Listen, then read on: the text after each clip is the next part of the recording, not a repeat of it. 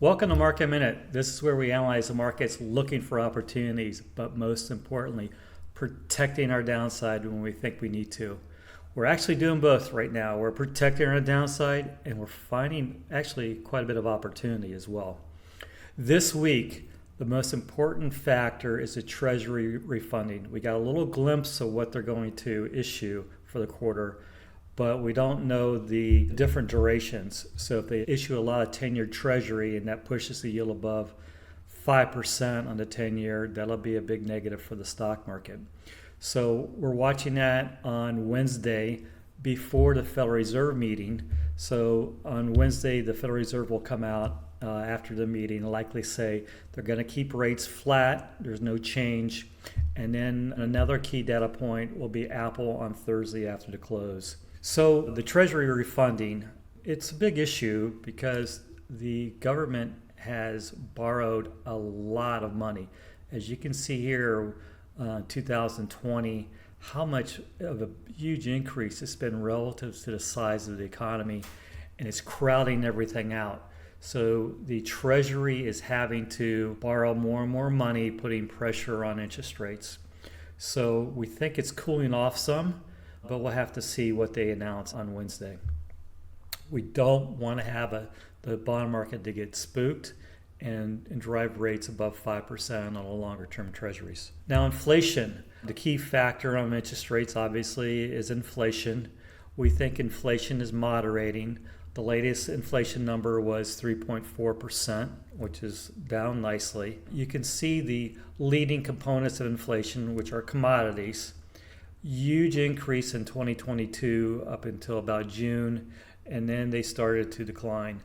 So we are currently down about 13% in terms of commodity prices from June to where we are currently, but we're up 2.7% year to date. So although it's cooled off, there are some hot cinders that could rekindle and reignite inflation again. So we're likely what we'll see from the Federal Reserve is they'll keep rates higher for longer to kill off this inflation, but we don't think inflation actually dies until we go into a recession. So third quarter GDP, what a big number, 4.9%. When you peel back the yen some, right, you see that final sales were up 3.3%. A lot of the additional growth was from inventories. When inventories grow this late in a market cycle, it's generally unwanted inventory, and then you get some negative growth after that point.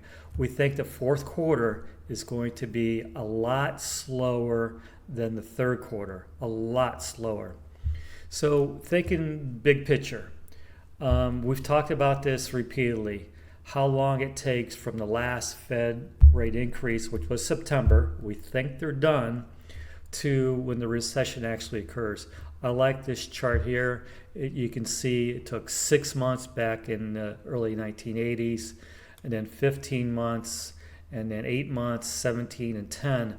So it all averages out to about 11 months on average between the last rate increase to when the recession occurs.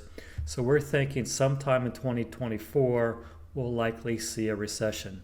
That keeps us cautiously positioned until we actually get that recession. We do think there might be some trading opportunities along the way. So where are we in the market cycle? So looking at the technicals quickly, we broke through the 200-day moving average. So when you break the 200-day moving average, the trend changes to the downside. You can see here that in August or late July, we had a topping of the markets. We're down about 10% from that level. So we've had a correction. So we've had lower highs along the way and lower lows breaking the 200-day. This is ugly. The technicals are not a pretty thing, so we need to be cautious about it. We need to see it break back above the 200-day, back above this line here, which is the resistance level now.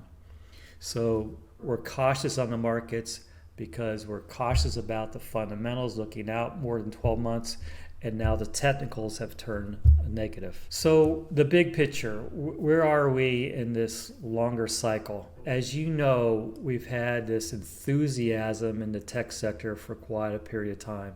this big new paradigm that has occurred. What's moved over the past 5 to 10 years in a big way has been technology.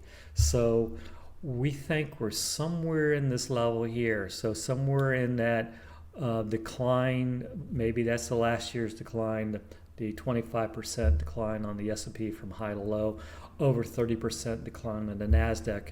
So back to normal. So we've had a bounce, and this is what we're concerned about, that we get another leg down, perhaps bigger decline next year as we enter that recession and it kind of washes things clean. So just keep in mind, we're late in the market cycle. We're entering somewhat of a period of higher risk. So Apple's report on Thursday, I could just say that Apple generally never misses by a large amount. So they'll be somewhere around consensus.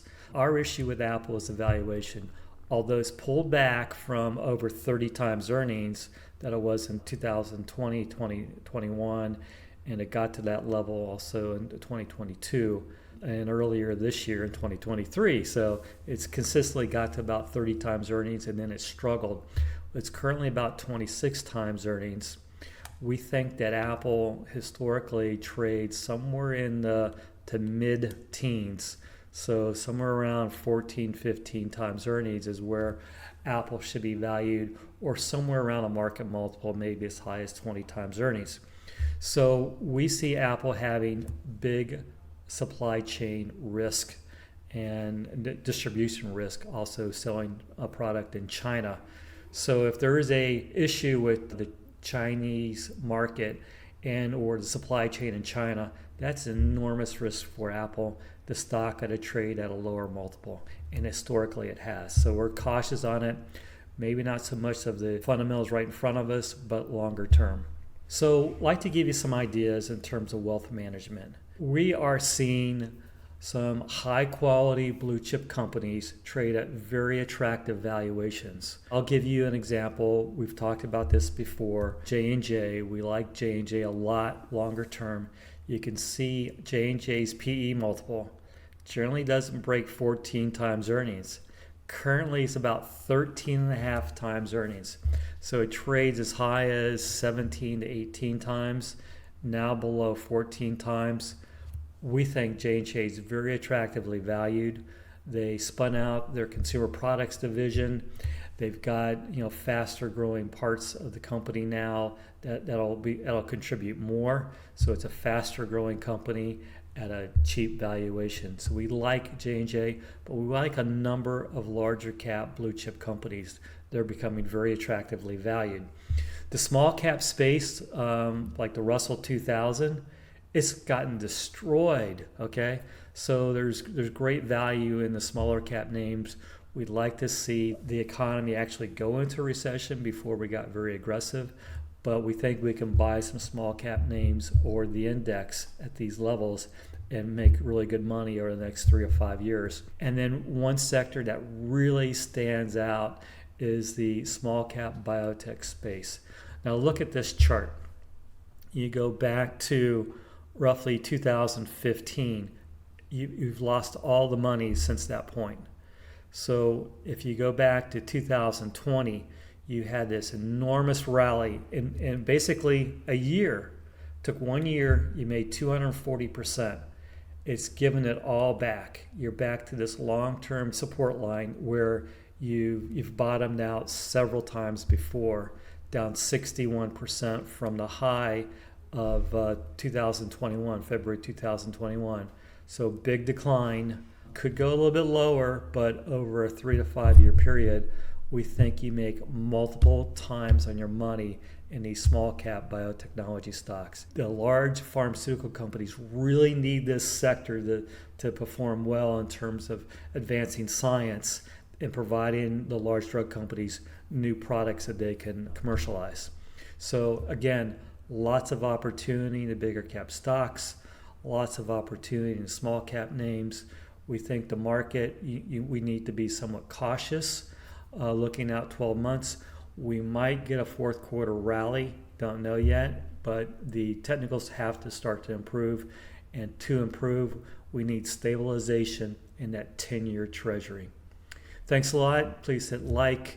Come to my website, Patrick Adams CFA, sign up for Market Minute, get a hard copy, and come over to the PVG platform and see if there's anything you like there. If you're an advisor or individual investor, we've got some great tactical strategies and do also a small cap biotech strategy as well that I think you'll find very fascinating. We've got really good long-term performance. Take care.